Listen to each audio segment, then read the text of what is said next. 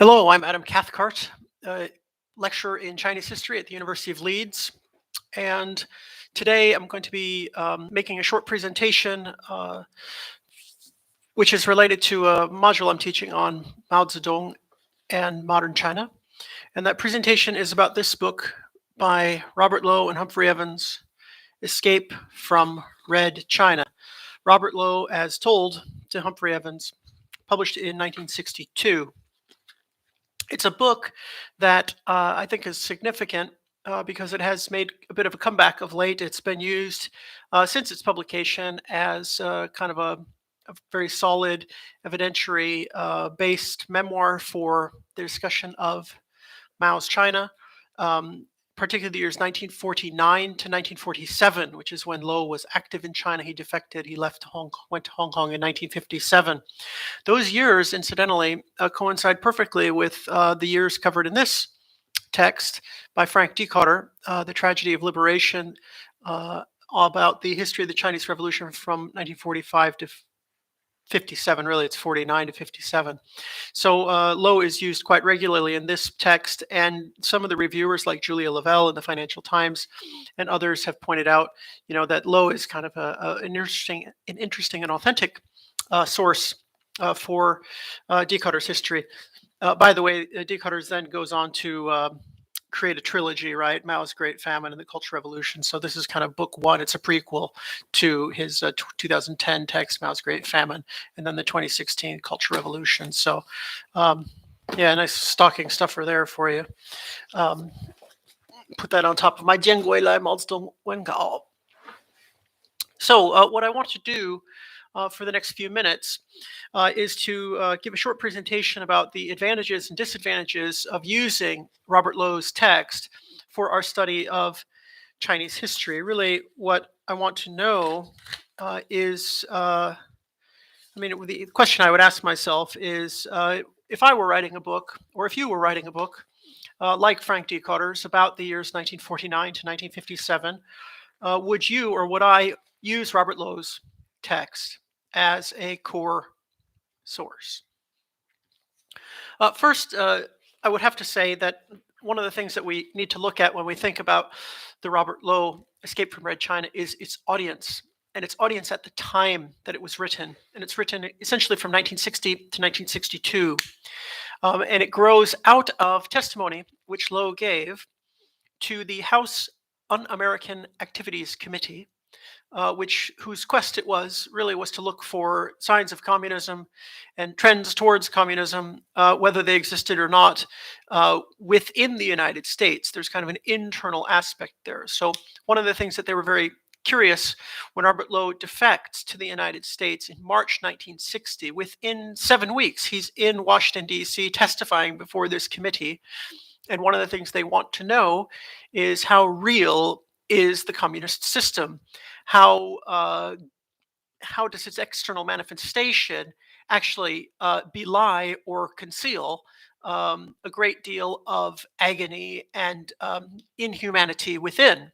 So his job in providing testimony to the House Un-American Activities Committee in 1960 is largely to sort of pull away the veil, which is part of their remit and part of their ongoing activity, that particular committee in the United States, to basically say, if you are seeing something inside of communist China via a book like Edgar Snow's The Other Side of the River, via communist publications, via tourism, via perhaps people who have made it through and have done a bit of tourism, perhaps via that middle ground or the center left in places like Europe and France, as well as the emerging third world or post-colonial states in Africa, or in particularly in Southeast Asia in the early 1960s.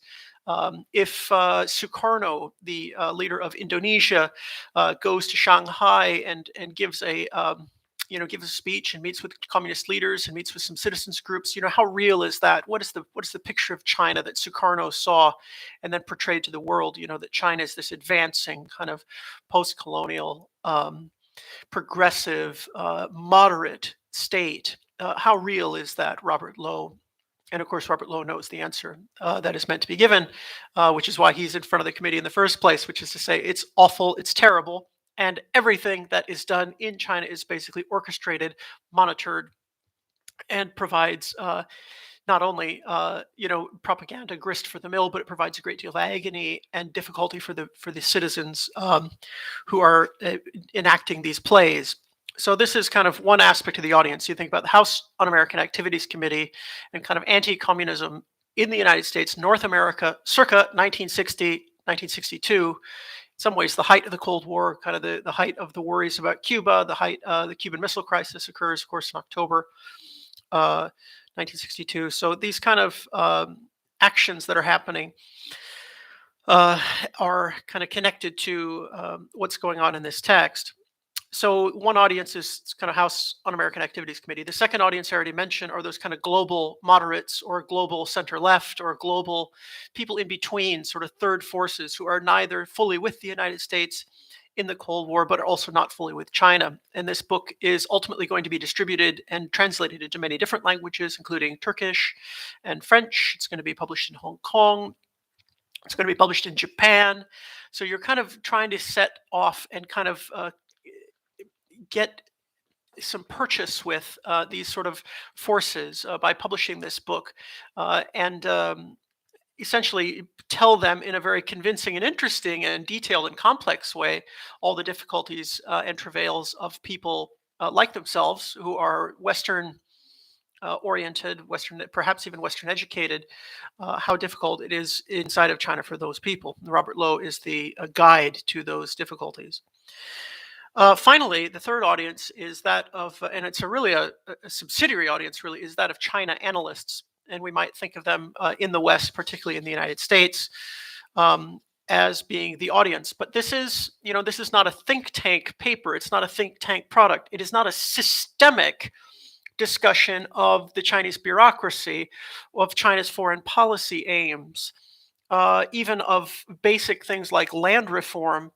There are the construction of the party itself. Who is Mao? Where did Mao come from? How is it that the CCP has been able to take power? None of that is really covered in this text. It is not sort of meant to be sort of a building blocks, bottom up discussion of the growth of the CCP or the progress and the takeover of the Chinese Revolution, the Chinese Communist Revolution. Nor is it a discussion of how the nationalists fell and failed. There's probably 3 sentences in this book about the Nationalist Party. So at the same time, there is still value in this for analytical communities and intelligence communities because Loh met Chairman Mao at one point in late 1955, or as I'll explain, early 1956. And there is some kind of marginal value and marginal utility around the edges, particularly about certain campaigns concerning intellectuals and capitalists. So, having kind of set it up, thinking about audience, I want to get into the core question, which is this a reliable text? And I'll do that in 2 parts. First is that it is a reliable text. There are certain aspects of it that are very reliable. And the second part has to do with the unreliability and some of the problems of the text, which I'll get into by discussing some kind of open source, very easily available ways to find out that there are unreliable aspects of it, and then some slightly more difficult ways, which include reading some Chinese sources. I'll then get into some of the unknowns, things we do not know, and we still do not know about Robert Loh and sort of how this text was created. I'll talk a little bit about US government links to the author and to the production of this text, and then make a quick conclusion. So, with respect to reliability, there are about 9 things in this text that I would consider to be quite positive, quite certainly reliable, and indications that there is a real value in this book. Things that check out. The first is that it does provide a certain clarity and accuracy in looking at the CCP or the Chinese Communist Party's line toward overseas intellectuals in the period from 1949 to 1951.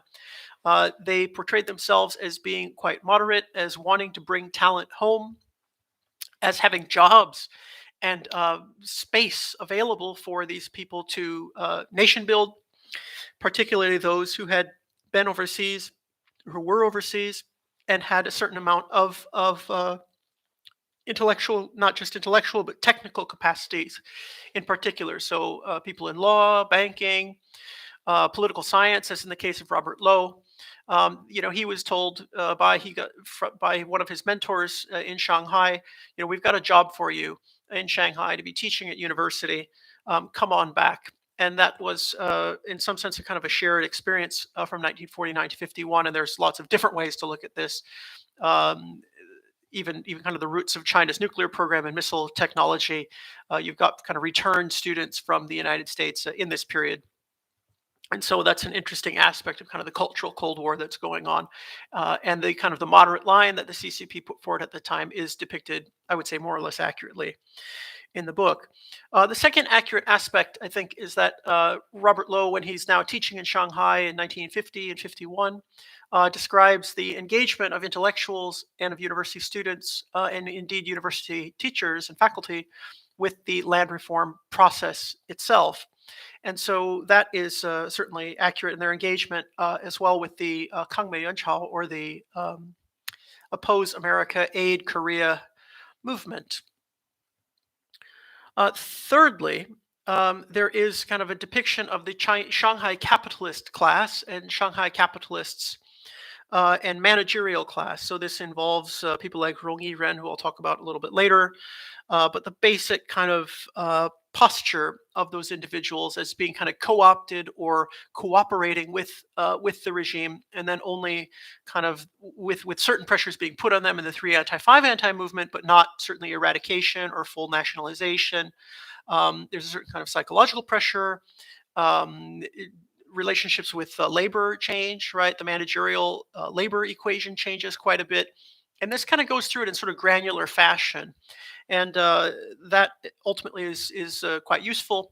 There's also a discussion in less than systematic terms, but certainly consistent terms about groups and committees that are set up in Shanghai, the various kind of patriotic capitalist organizations that are kind of are meant to integrate capitalists. It's not a kind of a systemic discussion of United Front tactics, United Front policies, but I would say that overall, Loh demonstrates a certain fluency with the participation of capitalists within those groups. And I think that that's quite useful, as well as just kind of roughly speaking, kind of the parameters of the class itself, if limited to the city of Shanghai, a rather important city, probably the most important city when it comes to that certain kind of class identification.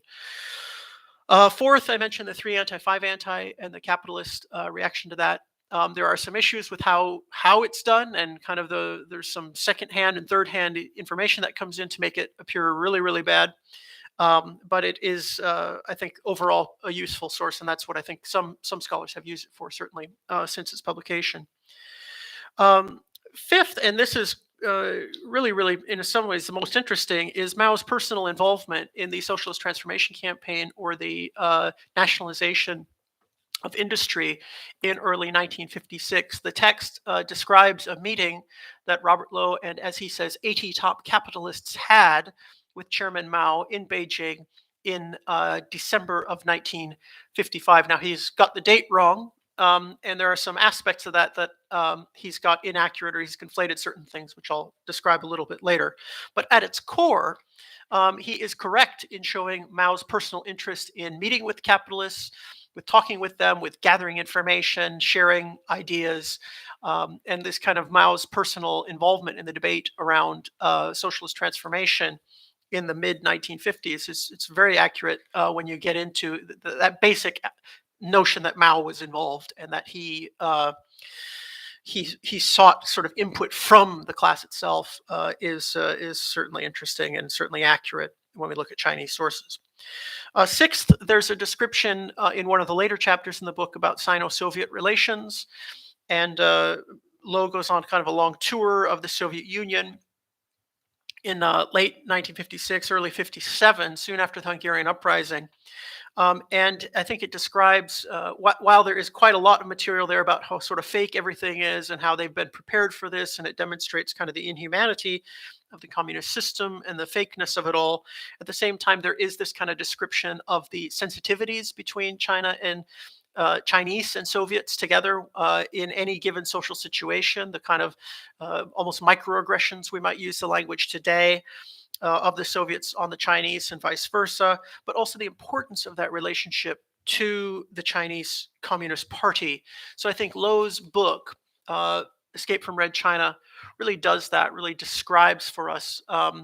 With quite a level of detail there, the importance of the importance of that relationship between the CCP and the Communist Party of the Soviet Union. Seventh, there is a discussion of the emergence of the document on the contradictions among the people, the very significant speech in February 1957, which is then published in June. And there's kind of, how does this document become available? How does this document spread within China, within kind of the elites of the CCP, and then kind of trickling down into the masses, and then eventually coming out into the world? And I think it tells us, Low listens to this in a recording, right? He's brought to as part of the Shanghai People's Congress of the CCP. He's brought into a big auditorium, and a phonograph is brought in, and they play the phonograph through speakers. And this speech, it's not meant to be written down. It's not meant to be distributed yet. It's not a pamphlet yet. Mao's still editing it. He's still got some ideas about things he wants to change. But this is kind of the most radical, most earthy, most tangible aspects of the core of what Mao is trying to say is done orally in 1957, and Low is able to hear that speech before he reads it, and that is, as I've discussed in other formats, one really interesting aspect of kind of which writings and works of Mao are we talking about here. Finally, which are we talking about? Like, which versions of a given speech, right? How does one know Mao, particularly when this kind of work, all the work after late 1949, essentially never really quite makes it into a selected works. I've got a copy back here of the selected works of Chairman Mao, Volume 5, which is, of course, rapidly backed away from after its publication in 1977, because it's not considered kind of actually canonical. You've got four works of Chairman Mao, four volumes of Mao's works, and that stops at 19. They published the last one in 1960.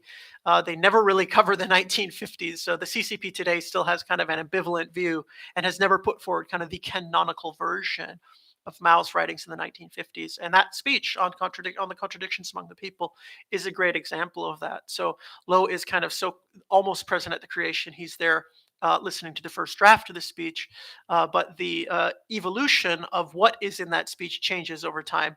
And scholars like Timothy Cheek deal with that in greater depth. So Timothy Cheek, in his article in the Secret Speeches of Chairman Mao, described that very nicely and very ably if you want to get deeper. But this is one of the things, in 1962, this is what you get. You've got the New York Times leak of on the contradictions among the people, published in June of 1957, and then you've got Robert Loh's description of how he heard about it and what he was told the speech was about, and what the discussions were like around the speech prior to its appearing as a pamphlet in the summer of 1957. So if you're trying to figure out what Mao is thinking, what the direction of the party is, you're dealing with fairly thin straws. You're dealing with work that is very contested, we might say, and indeed it remains kind of contested today.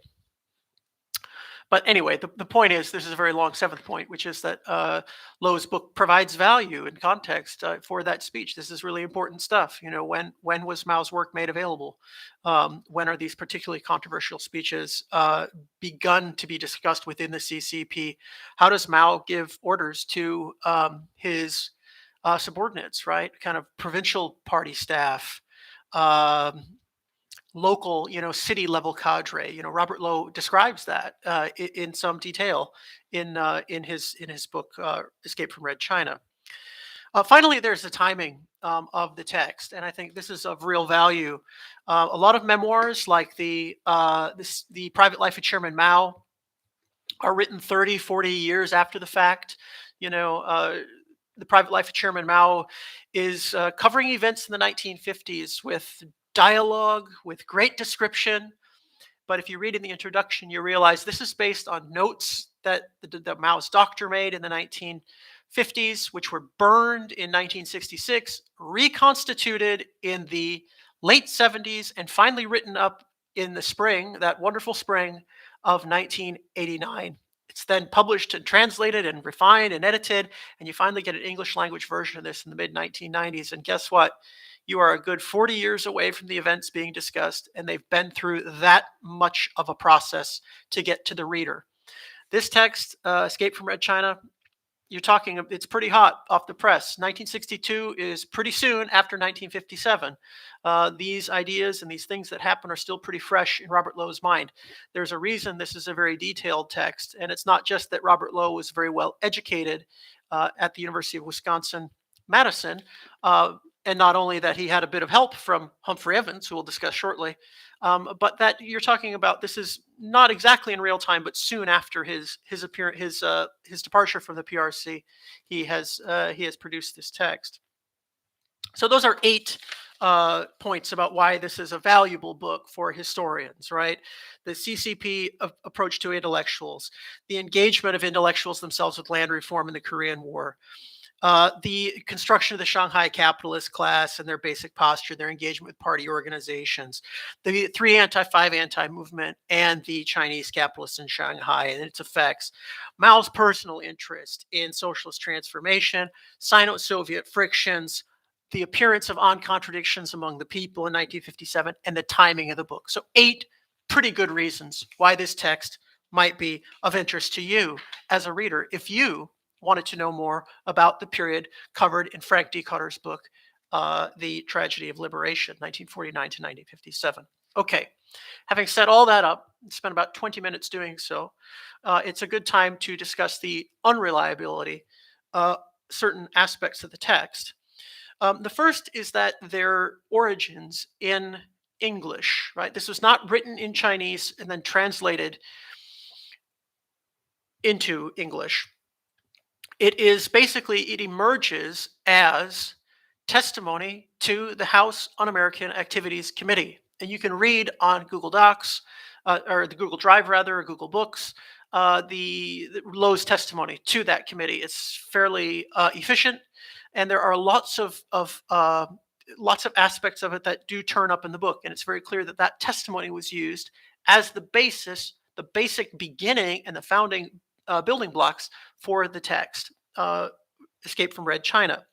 So what we can do is do a basic primary source comparison between that text, which was given in 1916, which was printed, and this book. And you can find that this is just basic open source comparison. This is very, very simple stuff to do, right? We don't need to read in other languages. We just need to say, all right, Robert Loh, is it a reliable narration of what happened? Oh my goodness, there's this another version. There are 2 versions available, which are separated by less than 2 years of time. And has he changed his story? Is it a consistent story? And there are some, I would say, troubling changes that are made between 1960 and the ultimate appearance of this book in 1962. Dialogue, for one, right, which is portrayed as accurate in one version of events in the 1960 version, is changed completely in 1962. So we're getting perfect, like, quote, quote, quote, quote dialogue, and these are and it's changed absolutely from the first version. The ordering of certain events is changed around completely. The response, Loh's response to the question, how did you escape? A basic, simple question from the lawyer at the House Un-American Activities Committee, Mr. Ahrens, asks him, how did you leave? And he tells a story, and it goes on for about 2 pages. And you read that same story here. Well, there are certain aspects of it, and it does reflect, but there's a big love story thrown in on top of it. The sequencing changes quite a bit. Dialogue is changed. So there's that, very basic comparison one can do, and one can say, oh my goodness, there are certain changes that are made. Now that doesn't mean you throw the whole thing out, but it does make clear that, like, this is a bit more subjective than we might have thought. The dialogue, is this accurate? Is any given scene a particularly faithful representation of what Loh had himself experienced? This now we're starting to think, well, who is this Humphrey Evans. What is this co-author situation? This is as told to Humphrey Evans, right? So what's that all about? So dialogue and sequencing is all kind of up for grabs. The second thing is that this text includes a fair amount of kind of second and third hand accounts. So, in describing kind of the inhumanity of kind of CCP policy toward intellectuals or violence, you'll frequently get kind of secondhand accounts. Now, one is supposedly firsthand, which Frank D. Cutter, of course, dutifully quotes about Robert Loh being present at an execution where brains splattered very close to his foot, and he supposedly saw this himself. But in other cases, he's telling these kind of quite detailed stories that he had heard from a friend about someone who is about to be pulled out of their house at the middle of the night. The secret police have come. They're banging on the door. They've got a rope around this man's neck, Mr. Ming. And then he says, and then suddenly a Communist Party official comes up and taps the policeman on the shoulder and says, "It's the other Ming. You got the wrong Ming. It's the Ming next door." And this is sort of like, makes for a great story. It almost sounds like a joke being told, in a sense that it's completely asinine that this is the way that China's justice system would work. But then, of course, Mr. Ming is shattered psychologically. His wife then drinks some Lysol with a baby and is basically kills herself that way. The cops turn up again and they say, "You've got to stop faking it." And then they finally realize, my goodness, this family has had to commit suicide because of this fake arrest and their sense of total and complete persecution. Moving on, right? So there's 2 pages of content there summarized from Escape from Red China. Well, who is this person? When did this happen? Um, is this something that commonly happened? These are things we can ask with Decutter's archives and others, but it's very, very sketchy in terms of its provenance, right? I mean, this is basically Lowe saying, "Yeah, let me tell you a story now that I heard from a friend who heard it perhaps from another friend," right? So we would call this hearsay, or simply kind of second or third hand information. Suicides as well. There's one aspect that is firsthand where, in discussing Rong Yiren, who's China's more or less top capitalist, Lowe basically describes how Rong tells the Chinese Communist Party officials, "You cannot push me too much or I will kill myself." So this discussion of suicide is something that kind of comes in as well. So this isn't kind of a depiction of violence, but this is kind of the potential of violence and the potential for people who are being pressured by the party to kill themselves. And he has actually heard this from China's top capitalist, telling the Chinese Communist Party officials pressuring him, "I may kill myself."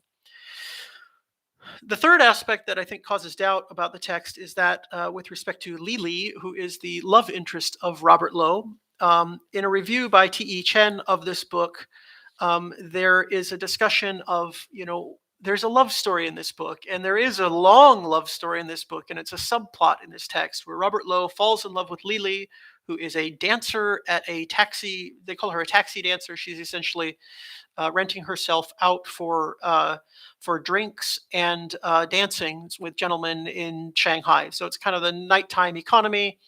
It doesn't state that she is a prostitute, but it does say that she is kind of part of this kind of capitalist excess, and participating in a kind of the that economy of Shanghai, which has been scholars have written a lot about, and that changes obviously in 1949 with the arrival of the communists, and there's all kinds of articles about sort of reform of prostitutes and of the dance halls and all the rest, and there is a transition obviously, but this book more or less doesn't discuss that at all. Gender equality laws, or there's sort of one allusion to gender equality put forward by the communists, which is more or less a joke by Robert Lowe, which I'll come on to shortly.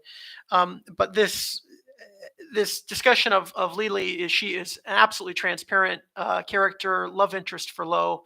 No discussion at all of women's rights in China or what her persona might represent. It's a very stereotypical discussion.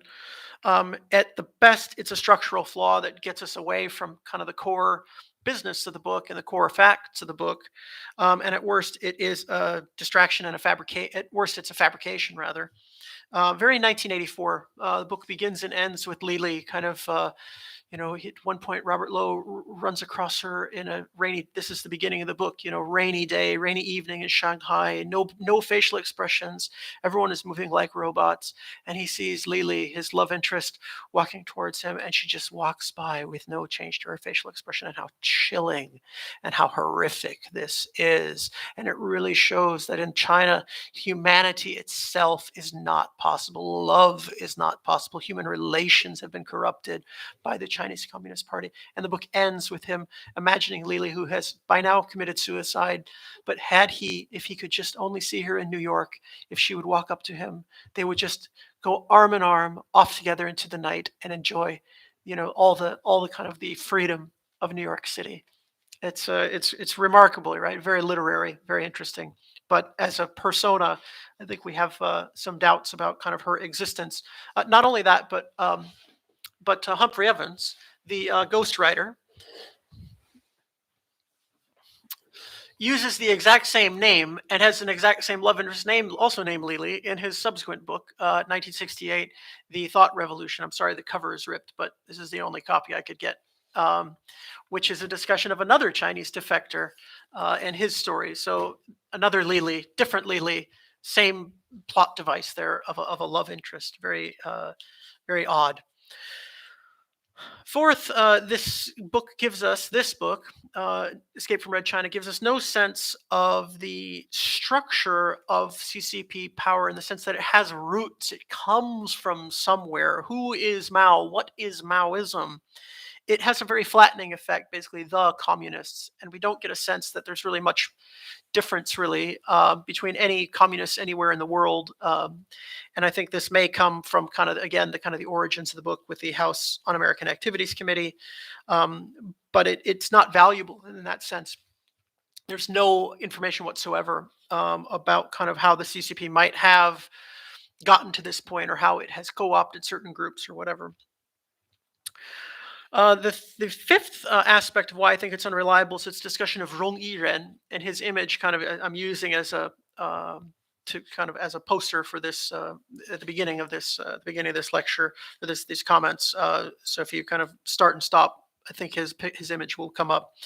And Rong Yiren was the top capitalist, CCP capitalist, CCP endorsed and capitalist in Shanghai in the mid 1950s. He went on to survive and to thrive and to be part of China's economic opening and reform, and very, very wealthy family, which had managed to get through the World War II years by splitting up their holdings.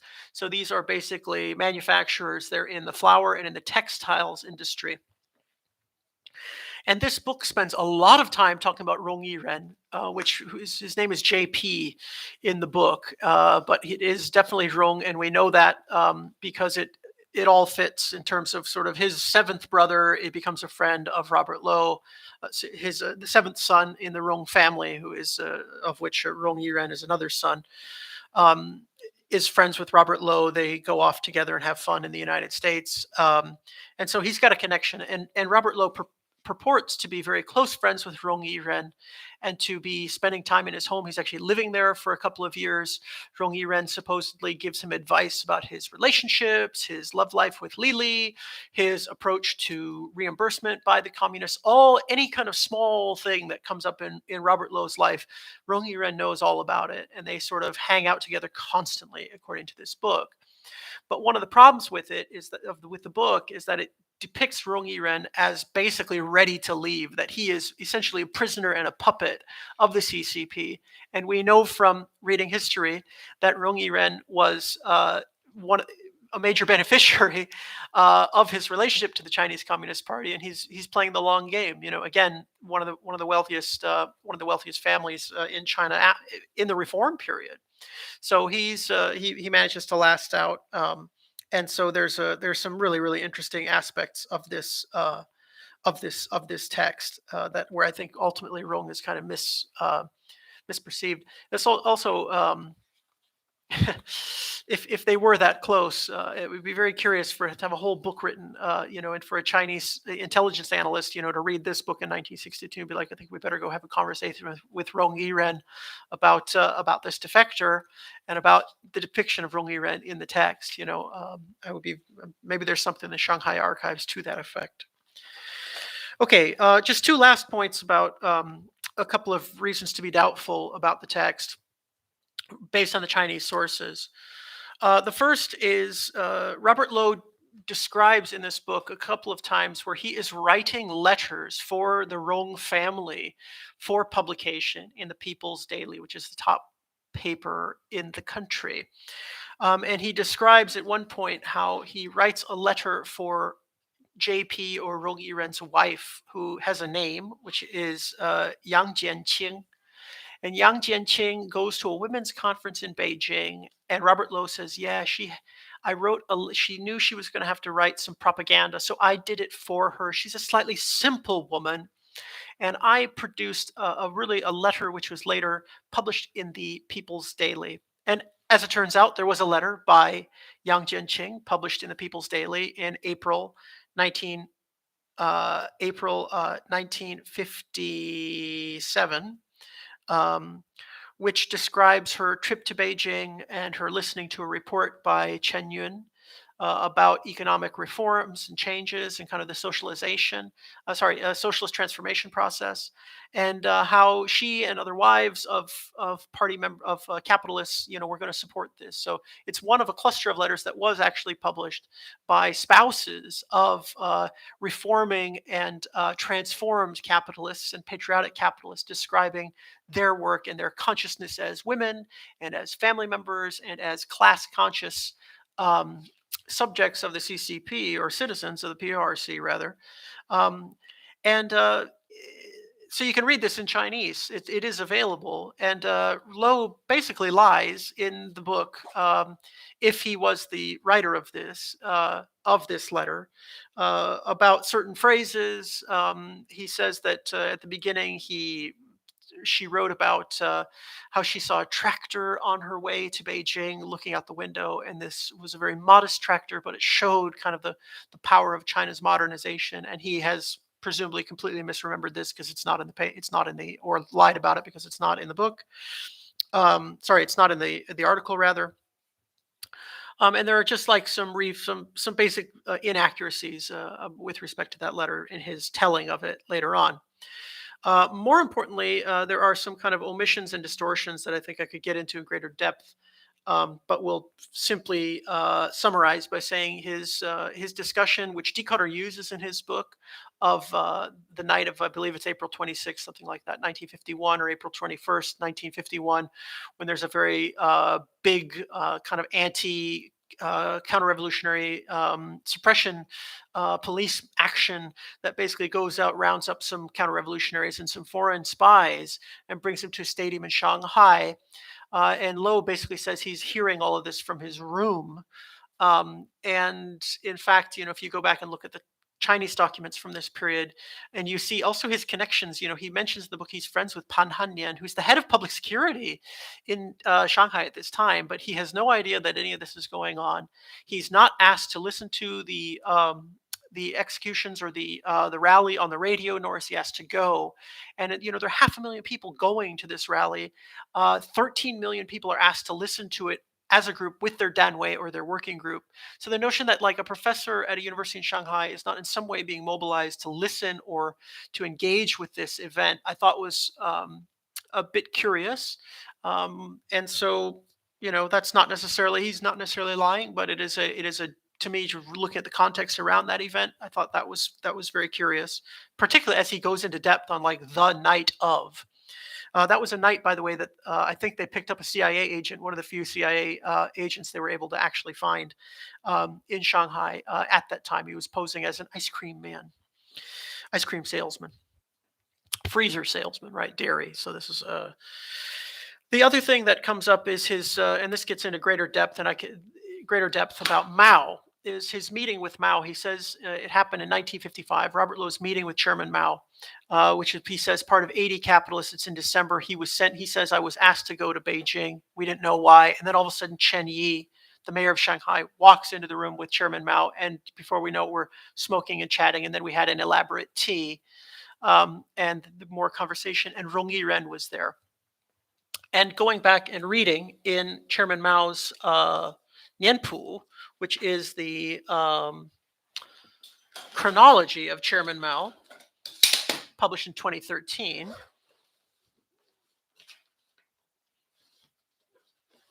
A book which I carry with me constantly. This is volume 2.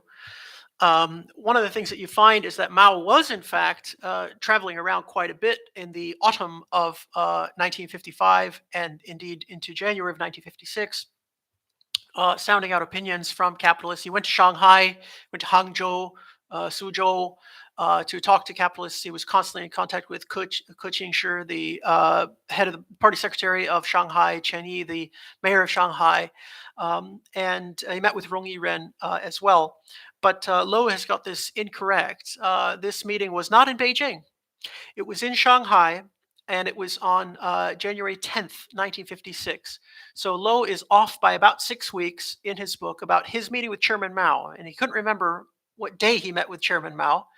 He has placed the meeting in Beijing, which makes no sense because the meetings that Chairman Mao had in Beijing with capitalists were in October 1955. And the number of people participating in the meeting, 70 or 80, corresponds to the January 10th meeting. So uh, the other thing that Robert Loh gets wrong is he says it's a meeting of 80 business people. In fact, it's business people and members of all circles, um, non-party circles in Shanghai. So Mao is sitting at a table at that meeting with where Robert Loh is supposedly participating with a professor of history, kind of one of the founders of the world history discipline in China, and a mathematician, one of China's great kind of exponents of geometry and abstract geometry, as well as Rong Yiren, who had taken him to a look at one of his spinning mills earlier in the day. And Robert Loh is intimately involved with Rong Yiren. He is intimately involved with the spinning mills. He runs one of the family's flour mills. And somehow he could not fit into his book that Chairman Mao had spent the day with Rong Yiren at a spinning mill. So to me, it's sort of like, is he feeding us some kind of a amalgamation of these stories that he's heard from Rong Yiren? Chairman Mao's dialogue is discussed at this about how he's smoking and he wants to set them at ease by telling them he can smoke. That's all fine. But it feels like Loh either wasn't there to meet Chairman Mao, or he's decided to amalgate and meld together several actual events which happened into one event. And you could say, yeah, he was traumatized by his departure, sure. But this is the kind of thing that people need to know. We need to know about Chairman Mao. Any information about Mao's health and about his mannerisms in 1960, 61, and 62 was like gold in the U.S. intelligence analytical community. Right? They were desperate to know that stuff. Marshall Montgomery's visit to China in 1961 absolutely mined for this sort of thing. What kind of hand was Mao using, his left arm or his right arm? They had thought Mao had had a stroke. So there's even a depiction of kind of Mao's mannerisms dating from 1956 or 55, 56 is of interest. And this is the kind of thing if you're a North Korean defector like Jiang Jinsong was, 10 plus years ago, you start your memoir with your meeting with the leader and how he's asked you to be there. And that's, this is kind of your ticket in a sense, right? You've been that close to power. You know how this guy acts. You've seen him once in person, but it's on an invitation from the leader.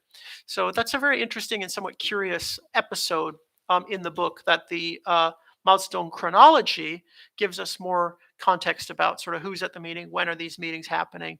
So I take that section of the Loh text to be either he's relaying a story that he's been told by JP Rong Yiren, or he's somehow conflating and misremembering and moving these dates and times around. But it would be strange for you to misremember 4 or 5 years later, that you have met with Chairman Mao in Beijing when in fact you met with him in Shanghai, as this text would appear to indicate. So this book, in other words, would indicate that Loh met with Mao on January 10th, 1956 in Shanghai, whereas Loh tells us he met with Mao in Beijing and he was invited there to meet Chairman Mao in December 1955. So somebody's wrong, right? Oh, okay. Finally, just a few last points here about the unknowns. Certain things we don't know.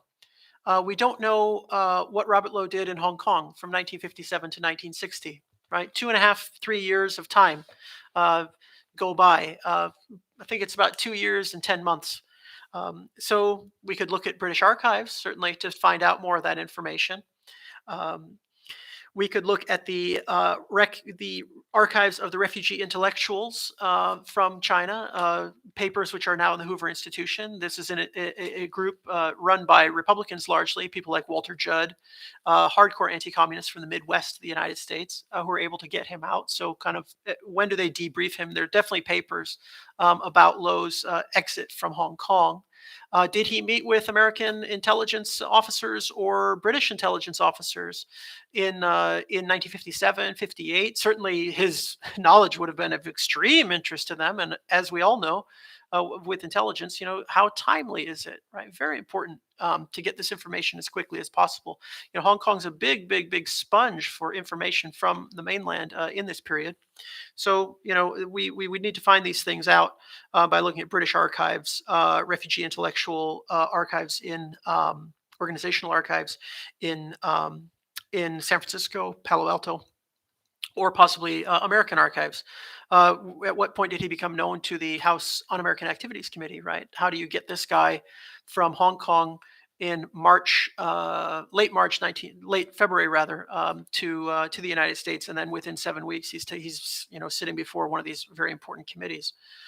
Um, Finally, there is the discussion of intelligence ties to between Humphrey Evans, his ghostwriter, and Lowe himself and the U.S. government. So you can go and look at the CIA archives, CREST, CREST, and do a word search on Robert Lowe. It's a pretty simple matter. You can find some interesting files there.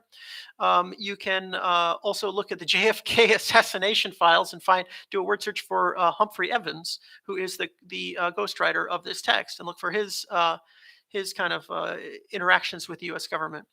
So it's a very, very interesting text, Robert Lowe. Escape from Red China, but there are still some questions about its reliability. And I hope that this presentation today has been one that illuminates rather than confounds you when it comes to that particular text. I would say, in the end, kind of my final verdict on this text, would I use this book as a basis, as a core, or perhaps even the core source or illustrative material for history of the PRC from 1949 to 57? Perhaps, right? Bits and pieces of it, I think, are still quite useful. I laid out those 8 points why it's still kind of a reasonably interesting and useful text, but there, the caveats grow and grow and grow. So I would say, ultimately, we might conceive of Humphrey Evans as the author of this book rather than Robert Lowe, and that might be a slightly more clear way to understand and recognize kind of what it is meant to do, and therefore how to read with caution. Thank you very much.